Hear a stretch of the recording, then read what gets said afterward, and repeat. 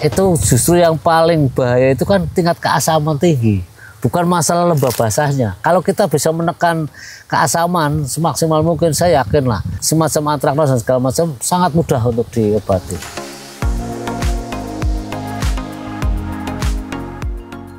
Assalamualaikum warahmatullahi wabarakatuh, sahabat organisme. Video kali ini kita akan membahas tentang kiat sukses budidaya tanaman tanpa mengenal musim dan bertanam cabai tanpa mengeluarkan biaya spesial pun. Ingin tahu kiat suksesnya seperti apa? Video lengkapnya setelah yang satu ini.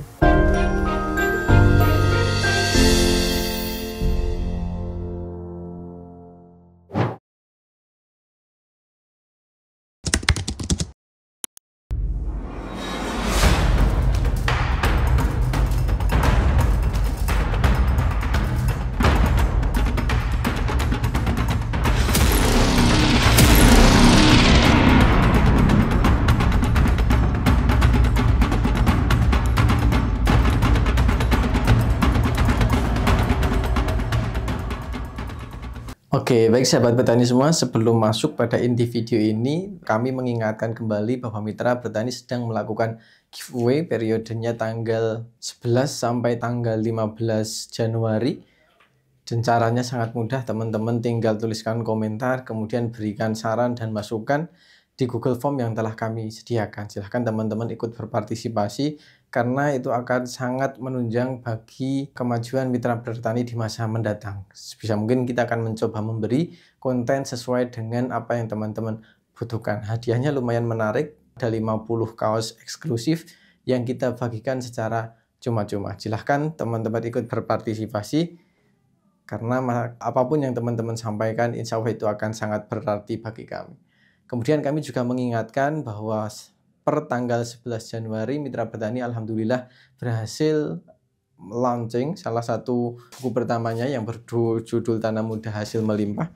Silahkan teman-teman yang kemarin meminta atau menyarankan untuk kami membuat buku, silahkan teman-teman bisa membelinya, karena kami hanya menjualnya di Mitra Bertani. Kemudian isinya juga menurut kami sangat lengkap, mulai dari awal persiapan sebelum olah lahan, penanaman, perawatan, sampai di panen dan pasca panennya. Kemudian ini merupakan pengalaman dari tokoh-tokoh petani yang kami kunjungi. Jadi dari beberapa narasumber di seluruh pelosok daerah, kami ambil mana yang terbaik, kemudian kami ramu menjadi satu, dan ini insya Allah sudah kami uji cobakan dan hasilnya alhamdulillah bisa maksimal dengan biaya yang tidak terlalu mahal. Semoga dengan datangnya buku ini bisa mendatangkan kemanfaatan untuk kita semua. Amin ya rabbal alamin. Selamat menyaksikan. Oke, baik sahabat petani semua, kembali lagi bersama saya Zaki di channel Mitra Bertani TV. Seperti yang telah saya jelaskan di awal tadi, kesempatan kali ini kita akan belajar tentang kiat sukses budidaya tanaman tanpa mengenal musim. Kemudian dengan budidaya tanaman cabai tanpa mengeluarkan biaya spesial pun. Kenapa bisa demikian? Karena sang pemilik lahan ini adalah seseorang yang sudah sangat ahli dalam budidaya tanaman, khususnya tanaman cabai. Tetapi untuk saat ini beliau mentumpang sarikan beberapa tanaman di satu lahan sekaligus, dan dari satu persatu tanaman ini itu akan mensubsidi untuk budidaya tanaman cabai. Dan beliau sudah mempraktekkan ini berkali-kali dan alhamdulillah hasilnya sangat istimewa dan sangat memuaskan. Dan saat ini juga cuacanya sangat ekstrim, di mana petani lain itu biasanya ketakutan untuk budidaya tanaman. Tetapi alhamdulillah beliau bisa menjawab tantangan-tantangan tersebut dengan biaya yang sangat hemat, tetapi hasilnya itu tetap bisa dimaksimalkan. Dan di saat banyak petani lain itu takut gagal, tetapi beliau justru malah menjawab tantangan tersebut, dan alhamdulillah beliau bisa membuktikan dengan hasil yang sangat memuaskan. Ingin tahu kiat suksesnya seperti apa? Tanpa lama-lama lagi kita akan langsung masuk pada sesi wawancaranya.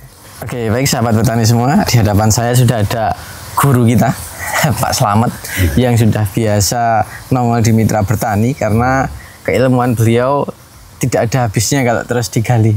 Gimana kabarnya ini Pak Slamet? Alhamdulillah sehat. Alhamdulillah sehat walafiat. Ini kita akan membahas sesuatu yang sangat berbeda, dan ini juga mungkin solusi untuk sahabat petani semua. Teman-teman bisa melihat kanan dan kiri saya itu tanamannya berbeda ya. Tapi sebenarnya karena teman-teman hanya melihat dari satu sisi. Ini untuk di lahan ini Pak, ini ditumpang sarikan sampai berapa tanaman ini Pak? Terima kasih sekali ya. Kalau untuk lahan ini duluan kan saya nanam cabai rawit angkasa ya Mas, yang tipenya RM. Kalau petani bilang itu burga lah. RM itu saya tumpang sari dengan bawang merah sama sawi.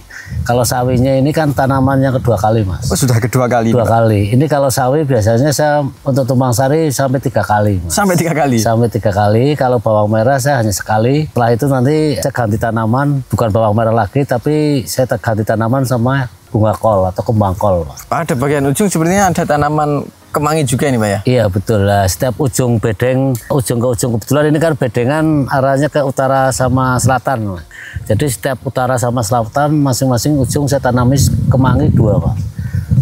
Jadi ini ada 4 jenis tanaman ya Pak ya? Dan sawinya ini sudah yang kedua kali. Iya, udah kali. Kemudian tanaman cabenya ini baru ditanam usianya sekitar? Kalau cabenya itu kan baru 7 hari. 7 hari. Kemudian kalau bawang merahnya? Bawang merahnya 25 hari. 25 hari. Jadi di sini ada 4 tanaman yang ditanam sekaligus, tetapi waktunya tidak bersamaan. Ini sawinya, ini sudah gelombang yang kedua. Dan yang kemarin itu sudah panen, sudah dapat harga lumayan bagus. Ini sudah ditanami lagi, tapi tanaman cabenya baru ditanam. Nah besok itu ketika tanaman cabai tumbuh, sawinya habis, nanti sawinya akan ditanami sawi lagi. Kemudian nanti di bawang merahnya itu setelah dicabut, itu nanti akan ditanami bunga kol. Bunga kol. Dan untuk tanaman cabenya di sini hanya menggunakan 1 lajur ya Pak? 1 lajur. 1 lajur, ini menggunakan varietas angkasa ya.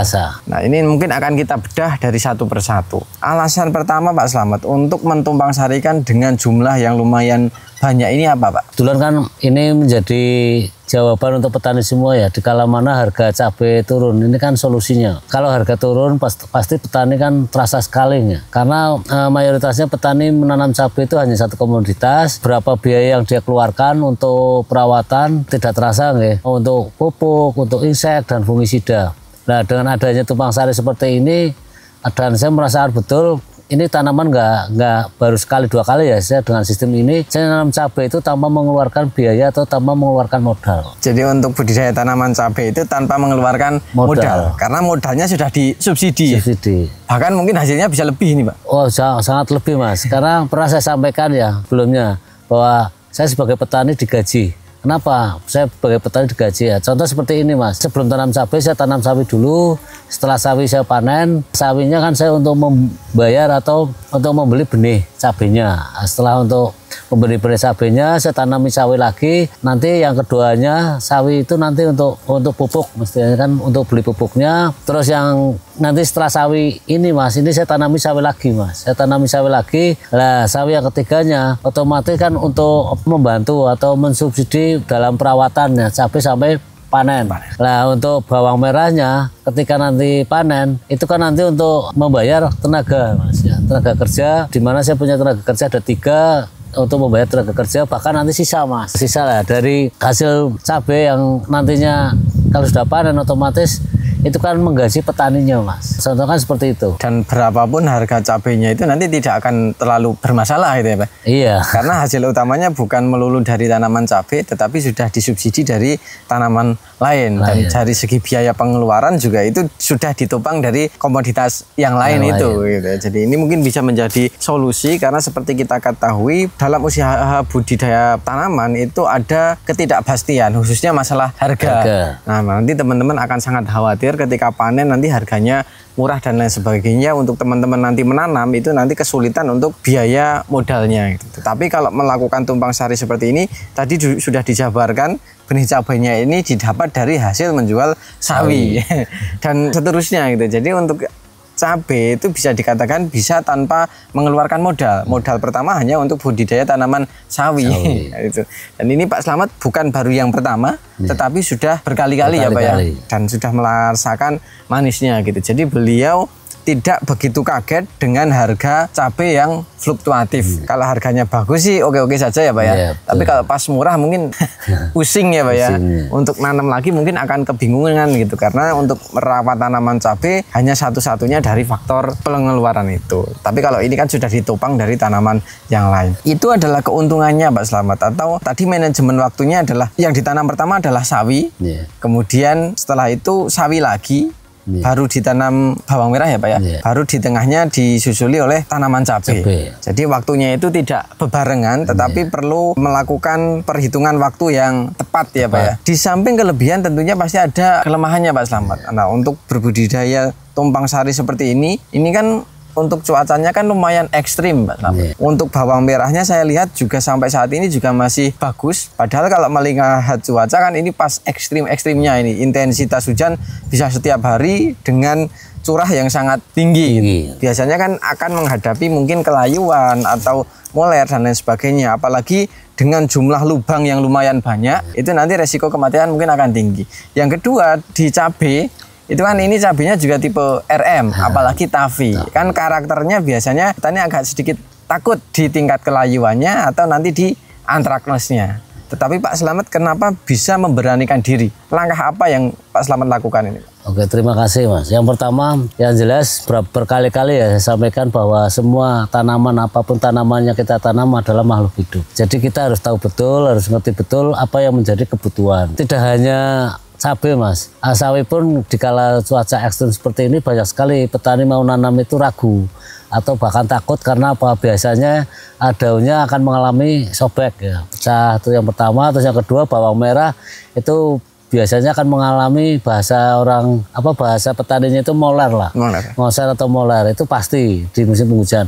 Tapi bagi saya itu tidak ada kata pasti. Kalau kita mencoba, kita berusaha. Yang jelas yang pertama, berkali-kali saya sampaikan bahwa imunitas antibodi itu sangat penting bagi kita semua makhluk, apalagi tanaman itu kan nggak bisa bicara Mas ya, nggak bisa bicara. Jadi apa yang menjadi kebutuhan tanaman itu harus kita tahu betul, kita ngerti betul, karena tanaman tidak bisa bicara. Saya kadang prihatin Mas, di cuaca ekstrim seperti ini, harga cabai fantastis harganya, tapi tingkat kegagalan, kelayuan, kerusakan itu banyak sekali dan terbilang hampir seluruh Indonesia kayak. Nah, maka dari itu monggo ya petani percaya tidak percaya monggo. Kalau saya dengan berbudidaya itu yang pertama itu melihat kebutuhan daripada tanaman. Tapi sebelum itu juga kita melihat lahan atau bedengan. Apa sih yang perlu kita antisipasi pertama? Ketika saya nanam sawi, saya nanam cabai, saya nanam bawang merah, saya tidak pernah lepas dari kalsium Mas. Dan kebetulan ini bawang merah usia 25 HST, 25 hari setelah tanam. Sawi maaf saya agak lupa karena ini tanamannya kedua. Terus cabai angkasa itu baru 7 hari setelah tanam ya HST. Kalau untuk bawang merahnya Mas di usia 25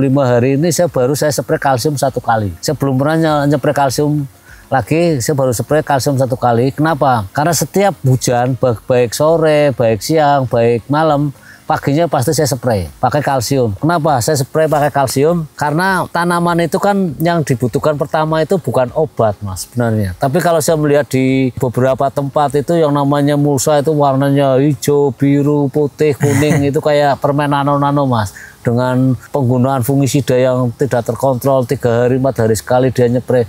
Tapi kalau saya enggak, saya pakai kalsium Mas. Karena apa? Tanaman itu yang pertama itu kan butuh kehangatan. Tanaman karena sudah kehujanan, basah, otomatis kan dia dingin atau lembab. Nah dari lembab itu pasti akan menciptakan keasaman. Jadi dari rasa tanaman itu kan sama yang dirasakan kita Mas. Ketika kita terkena air hujan, pasti kita basah, lama-lama pasti kita dingin. Nah, otomatis kita kan pasti dibilas dengan air bersih atau air hangat lah. Taruhlah mungkin kita mandi. Kalau badan kita udah merasa nyaman atau mungkin masih dingin, kita pakai jaket atau pakai sarung. Kalau udah hangat, berarti kan udah nggak butuh obat. Sama halnya dengan tanaman. Jadi ketika tanaman itu terkena hujan baik pagi, siang, sore, malam, pasti Mas paginya saya spray pakai kalsium. Jadi di cuaca ekstrim seperti ini saya nyepray kalsium itu tidak ada intervalnya Mas, tidak harus 2 atau 3 hari sekali.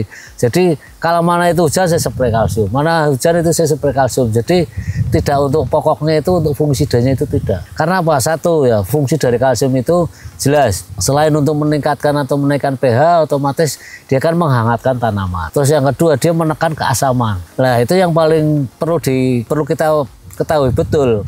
yang namanya serangan layu fusarium, bakteri, antraknos, patek atau busuk batang dan lain sebagainya yang terjadi dalam jamur patogen, itu justru yang paling bahaya itu kan tingkat keasaman tinggi, bukan masalah lembab basahnya. Kalau kita bisa menekan keasaman semaksimal mungkin, saya yakin lah serangan, walaupun ada serangan semacam antraknos dan segala macam, sangat mudah untuk diobati.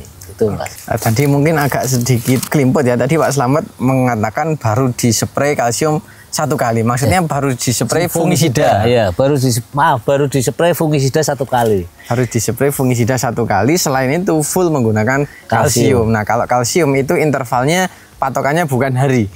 Tapi setiap ada hujan di malam atau di siang, nanti esok harinya sudah pasti dispray kalsium. Dan menurut beliau antibodi dan untuk meningkatkan kehangatan dari tanaman itu adalah di kalsium itu. Dan menarik ya, jadi sampai sejauh ini tanamannya masih aman. Kemudian ketika kita melihat di tanaman sawinya itu juga masih aman. Benar yang tadi dikatakan Pak Slamet, ketika di musim penghujan rata-rata petani itu agak takut di intensitas hujan yang lumayan tinggi, biasanya daunnya akan sobek ya Pak ya. Tapi alhamdulillah sampai sejauh ini masih aman ya Pak.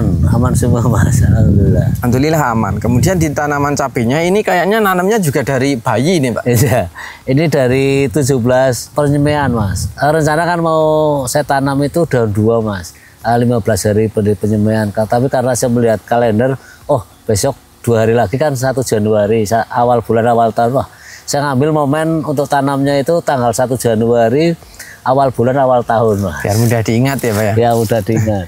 Nah itu ya, jadi di tanaman cabenya ini usia penanamannya itu baru 17 hari setelah semai gitu. Jadi tanamannya itu masih kecil tentu saja, dan intensitas hujan lumayan tinggi, biasanya petani pada umumnya itu akan mengalami semacam ajer lah atau hilang gitu karena masih terlalu kecil atau terlalu dini. Tetapi alhamdulillah sampai sejauh ini aman Mas. Aman, karena kebetulan alhamdulillah Mas, mudah-mudahan ya bismillah aja ya, sampai nanti panen raya jangan sampai ada satupun yang mati atau terkena serangan jamur. Karena apa Mas? Karena sebelum saya tanam, 2 hari sebelum saya tanam, saya kasih lubang tanamnya itu saya kocor pakai biosigma Mas. Tapi biosigmanya itu jujur aja Mas, dalam kemasan 1 kilo saya taruh di ember, saya kasih air 20 liter, saya kasih gula merah yang sudah dicairkan itu sekitar 2 on lah Mas, 2 on gula merah. Karena biosigma itu kan bakteri ya Mas, makhluk hidup itu kan butuh makan. Jadi saya kasih gula merah sekitar 2-3 on yang sudah cair, saya aduk, saya diamkan 3 hari. Setelah itu saya diamkan 3 hari, sebelum tanam saya kocor biosigma dengan dosis per 10 liter air saya menggunakan 100 ml. Saya kocor per lubang tanam yang akan saya tanami cabai rawit. Nah, setelah itu sebelum tanam saya kasih mikoriza. Saya kasih mikoriza itu hanya sedikit Mas, paling sekitar 6 atau 7 butir. Saya taruhkan di lubang tanam, baru langsung saya tanam. Jadi mikorizanya itu saya bebarengan dengan tanam Mas. Karena apa? Fungsi dari mikoriza atau cara kerja mikoriza itu kan harus bersentuhan langsung dengan akar. Jadi setelah saya tanam selesai tanggal 1, tanggal 2-nya kan masuk 1 HST Mas. Masuk 1 HST saya kocor pakai power soil Mas, asam humat. Jadi takaran untuk per 10 liter air saya kasih 1 sendok makan full. Saya kasih 1 sendok makan full, terus saya kocorkan di lubang tanamnya. Setelah itu karena kemarin sebenarnya saya mau nyepray nutrisi, tapi karena nutrisinya itu kan udah barengan dengan apa yang saya spraykan di bawang merah sama sawi. Jadi cabenya sama sekali saya nggak nyepray. Cuman di 5 hari setelah tanam, 5 hari ST saya kocor pakai kalha. Karena ya itu kembali ya, setiap apapun yang saya tanam itu 5 hari setelah tanam pasti saya kocor pakai kalha. Itu Mas. Oke, jadi coba saya ulang tadi apa yang telah disampaikan Pak Slamet, karena cara penyampaiannya tadi Pak Slamet sudah sangat detail, cuma kalau lumayan panjang ya, jadi mungkin teman-teman agak sedikit bingung. Saya mencoba menerjemah, semoga nanti kalau ada salahnya bisa dikoreksi Pak Slamet. Karena menyadari bahwa waktu penanamannya itu benihnya terlalu kecil atau terlalu dini, itu biasanya resikonya itu akan lumayan tinggi. Nah, beliau mengakalinya itu dengan sebelum penanaman itu beliau membuat larutan. Yaitu biosigma, kemudian dicampurkan dengan air gula ya Pak ya. Gula yang sudah dicairkan itu sekitar 2 on ya Pak ya. Jadi untuk tadi trichodermanya itu 1 kilo. 1 kilo. Kemudian tetes gulanya itu ada sekitar 2 sampai 3 on dimasukkan ke dalam bak air yang muatannya sekitar 20 liter. Nah, kemudian itu didiamkan selama 3 hari ya Pak ya? 3 hari. 3 hari. Itu tujuannya adalah supaya trichodermanya ini bangun dulu dan makan dulu biar berkembang gitu. Kemudian setelah itu baru diambil 1 gelas atau sekitar 100 ml ya Pak ya? 100 ml kemudian dimasukkan ke dalam ember 10 liter. 10 liter kemudian diencerkan baru dikocorkan ke lubang tanam. 3 hari sebelum penanaman ya Pak ya? Itu per lubang tanam sekitar berapa mili Pak? Kalau karena kemarin kan pakai jerigen ya Mas, kita pakai kira-kira aja butuhnya 100 mili. 100 mili per lubang tanam ya Pak? Per lubang tanam 100 mili. Kemudian pas di penanaman, karena tadi sudah dikocorkan, pas di ke penanaman itu ditambahkan dengan mikoriza. Nah, mikorizanya ini ditempelkan ke akar tanaman atau intinya bisa bersentuhan langsung dengan akar. Karena nanti dia akan bersimbiosis mutualistik dengan akar tanaman tersebut. Sehingga pas penanaman dicampurkan dengan mikoriza tersebut. Nah, setelah 1 hari setelah tanam baru dikocor menggunakan power soil ya Pak ya, atau asam humat sekitar 1 sendok penuh untuk setiap 10 liter air. Kemudian dikocorkan 5 hari setelahnya dikocor kembali menggunakan Kalha. Dan apapun tanamannya Pak Slamet biasanya 5HST selalu dikocor menggunakan Kalha. Karena menurut Pak Slamet itu adalah salah satu barang yang wajib ya. Kemudian untuk penyemprotan cabai itu hanya mengikuti dari penyemprotan sawi dan bawang merahnya. Dan untuk sampai saat ini untuk fungisida di bawang merah itu biasanya terkenal sangat banyak ya Pak ya. Bisa 2 hari sekali atau maksimal 3 hari sekali. Tapi kalau intensitas hujan yang sangat rapat biasanya malah setiap hari spray juga bisa itu bawang merah. Dan ternyata menurut Pak Slamet untuk fungisidanya baru 1 kali. Kemudian untuk spray Pak yang rutin itu hanya menggunakan kalsium itu atau ada nutrisi tambahan atau insek fungi lain yang mungkin juga digunakan Pak? Untuk spray selain fungisida ya, karena di usia 25 HST bawang merahnya itu baru sekali untuk fungisidanya. Untuk lainnya itu kan pasti nutrisi Mas. Pasti saya selalu spray nutrisi. Yang pertama untuk bawang merah saya di 7 HST saya spray pakai Morden Vol Mas. Morden Vol dengan dosis per 1 tangki 16 liter saya gunakan 2 tutup, terus saya pakai cover WP. Kenapa saya di awal udah mulai menggunakan cover WP? Karena pas penanaman ini kan cuaca ekstrim Mas. Cuaca hujan, panas, hujan, kadang 1 hari full hujan lah. Kenapa saya selalu menggunakan cover WP? Saya barengkan dengan nutrisi atau mungkin juga saya barengkan dengan fungisida. Karena kebetulan di cover WP sendiri kan ada 3 kandungan Mas. Itu sangat tepat sekali untuk tanaman, baik di musim penghujan maupun musim kemarau. Yang pertama adalah mangan oksidan, terus yang kedua adalah FAC, terus yang ketiganya adalah silika. Mangan oksidannya itu kan mencegah, bahasa dokternya kan lebih baik mencegah daripada mengobati lah. Kita mencegahnya itu menggunakan mangan oksidan, itu untuk pencegahan jamur. Nah untuk kandungan FAC-nya sendiri itu kan untuk menembus ke semua pori-pori atau ke semua tubuh tanaman. Nah sedangkan silikanya atau silika lilin itu kan melapisi Mas, melindungi. Setelah dia menempel, dia menembus, dia nanti kan dilindungi oleh silika. Kebetulan itu bagi saya itu cover WP sangat tepat sekali. Jadi saya selalu setiap penyepraian nutrisi saya menggunakan cover WP. Tadi di usia 7 HST saya spray pakai Morden 2 tutup tambah cover WP 2 sendok makan. Terus di usia kalau nggak salah itu usia 11 hari saya tambah 4 hari lagi karena saya mau nyepray di usia 10 hari tapi karena ada intensitas hujan jadi kan saya nggak jadi nyepray nutrisi Mas, saya nyepray kalsium dulu. Nah kebetulan di 11 HST itu musim tidak hujan. Malamnya tidak hujan, jadi paginya saya nyepray nutrisi lagi pakai Morden Vol, dosis masih tetap 2 tutup tambah cover WP 2 sendok makan. Sampai di usia 15 hari saya masuk kalium silika Mas, pakai Orinit. Kebetulan di Orinit sendiri kan ada kandungan kalium dan silika. Otomatis kalium betul ini belum mengeluarkan atau tanda-tanda mengeluarkan umbi ya. Tapi kalium itu bagi saya di awal juga sangat penting Mas. Karena apa? Untuk memperkuat, memperkokoh batang atau daun dari bawang merah sendiri atau sawi sendiri. Terus untuk silikanya kan kembali lagi tadi kan untuk melapisi. Jadi saya pakai Morden Vol 2 tutup tambah lagi kalium silika 16 mili. Jadi saya tidak pakai cover WP. Kenapa saya tidak pakai cover WP? Karena udah ada silikanya Mas di situ. Jadi tidak perlu menambah silika lagi. Lah kebetulan ini kan pas 25 HST Mas. Tadi pagi barusan saya spray, saya pakai Kalinat 4 tutup, terus pakai Morden Vol 2 tutup, terus saya pakai cover WP 2 tutup Mas. Dan kebetulan saya tidak pakai perekat, Mas. Kenapa? Saya tidak menggunakan perekat di musim penghujan seperti ini. Kan saya sudah menggunakan cover WP, Mas. Nah, cover WP itu kan ada silikanya. Jadi kita lebih ngirit lagi, bisa mengurangi atau lebih ngirit lagi untuk tidak menggunakan perekat, Mas. Karena efeknya itu udah menembus, silikanya itu udah melapisi. Jadi kan udah lengkap bagi saya itu. Jadi formulasinya itu yang diperkuat adalah di nutrisinya ya. Tadi kalau kalsium itu untuk menghangatkan, kalau silika tadi untuk melindungi. Atau semacam mantol ya Pak ya. Mantol. Jadi kalau musim hujan sudah pakai mantol, kemudian sudah dihangatkan dengan wedang jahe.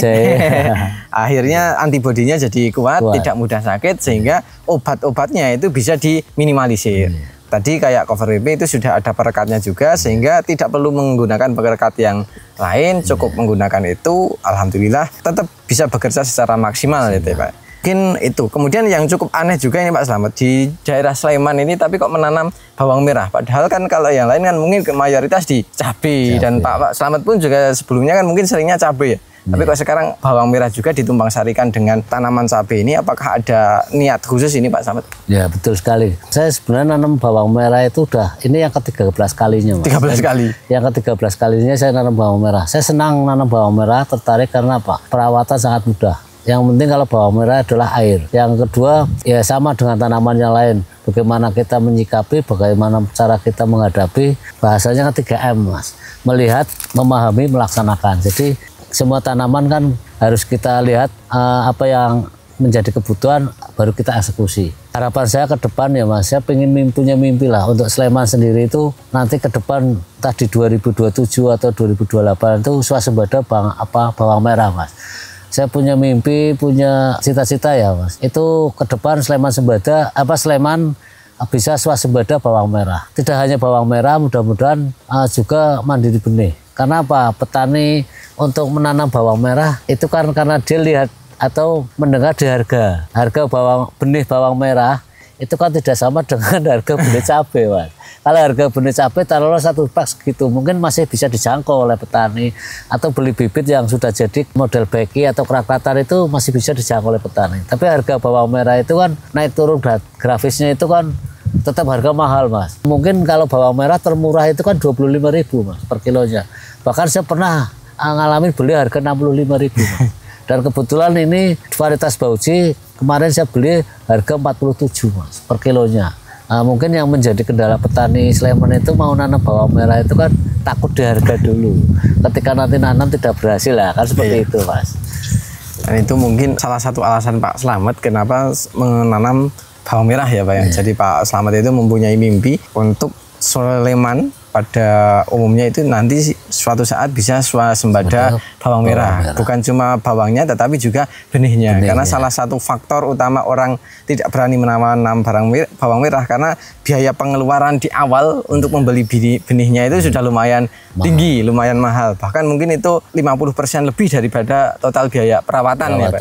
Jadi benih adalah salah satu yang mungkin cukup membuat orang itu takut. Tapi dengan bisa membuat benih sendiri, harapannya nanti untuk biaya pengeluaran dapat ditekan seminimal mungkin gitu. Dan semoga mimpinya Pak Slamet ini bisa terrealisasi, bisa terwujud, dan Sleman kedepannya mungkin bisa swasembada bawang merah. Amin. Nanti kita aminkan. Amin. Mungkin sudah lumayan banyak Pak Slamet ini yang kita bahas. Tentu saja semoga saja ini lancar dan kita bisa membuat video update-nya, atau setelahnya nanti mungkin bisa kita buat video lagi perkembangan dari tanaman ini. Tetapi sudah banyak ilmu yang telah disampaikan oleh Pak Slamet. Sebelum kita akhiri Pak Slamet, mungkin bisa disampaikan pesan dan kesan untuk sahabat petani semua. Kalau pesan-pesan saya dengan sahabat-sahabat tani atau sedulur-sedulur tani di mana Anda berada, karena ini musim penghujan ya, kita berhati-hati untuk beraktivitas. Yang kedua, jaga selalu kesehatannya.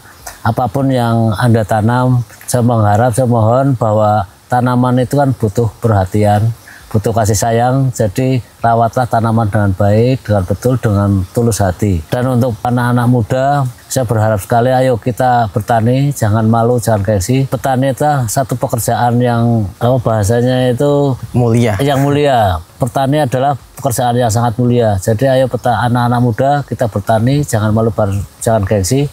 Bertani adalah kegiatan yang sangat mulia. Mungkin itu, Mas. Oke, jadi sesuai dengan kaos yang saya kenakan, bertani dengan hati. Jadi tadi Pak Slamet mengatakan bahwa rawatlah apapun jenis tanamanmu dengan hati gitu. Karena ketika kita sudah merawat dengan hati, insya Allah tanaman tidak akan ingkar janji. Intinya mungkin itu ya, rawat dengan setulus hati selayaknya kita merawat anak kita itu. Jadi karena ini juga makhluk hidup, ketika kita bisa mengerti ya insya Allah tanaman akan berbalas budi. Kemudian tetap bangga menjadi petani karena petani adalah pahlawan negeri. Kemudian pekerjaan yang sangat mulia ya Pak ya. Mulia, sangat mulia, apalagi untuk petani-petani milenial. Insya Allah peluang besar menantimu, khususnya di dunia pertanian. Mungkin itu, nanti kesimpulan dan rangkuman video ini akan kita tuliskan di artikel kami. Nanti teman-teman bisa membaca di website mitrabertani.com atau linknya kami cantumkan di kolom deskripsi. Mungkin sekian Pak Slamet, terima kasih banyak atas ilmu dan wejangannya di pagi cerah. Alhamdulillah hari ini cerah. Biasanya hujan. Ini kita mendapatkan ilmu yang sangat bermanfaat mulai dari awal sampai akhir. Insya Allah ini bisa mendatangkan kebermanfaatan atau kebaikan untuk kita semua. Semoga apa yang kita niatkan senantiasa diberikan kemudahan. Amin. Tetap semangat, kurangi sambat, Gusti berkahi. Terima kasih Pak Slamet. Terima kasih sahabat petani semua. Salam Mitra Bertani Indonesia. Wassalamualaikum warahmatullahi wabarakatuh. Dan sampai jumpa di video kami selanjutnya.